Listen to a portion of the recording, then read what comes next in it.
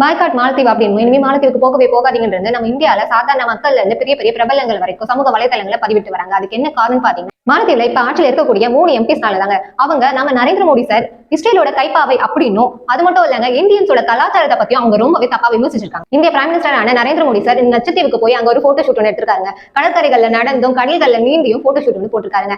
இதை பார்த்து கடுப்பான மாலத்தீவ்ஸோட எம்பிஸ் வந்து நம்மளோட இந்தியன்ஸை பத்தியும் பிரதமர் நரேந்திர மோடியை பத்தியும் தப்பா விமர்சிச்சிருக்காங்க. சோ இதுக்காக எதிர்ப்பா என்ன நடந்திருக்கு அப்படின்னு பாத்தீங்கன்னா, ஒரு நாள் அதாவது 24 மணி நேரத்துல 5000க்கும் மேற்பட்ட மாலத்தீவ்ஸ்ல புக் செய்யப்பட்ட ஹோட்டல்ஸ்கள் கேன்சல் செய்யப்பட்டிருக்கு. அது மட்டும் இல்லங்க 1000க்கும் மேற்பட்ட புக்கிங் டிக்கெட்டும் கேன்சல் பண்ணிருக்காங்க. மாலத்தீவ்ஸ்ல 80% வருவாய் டூரிசம் மூலியமா தான் வருது. அது வேர்ல்ட்லயே மாலத்தீவ்ஸ்க்கு அதிகமா போற டூரிஸ்ட் லிஸ்ட் பாத்தீங்கன்னா இந்தியன்ஸ் தான் அதிகம்.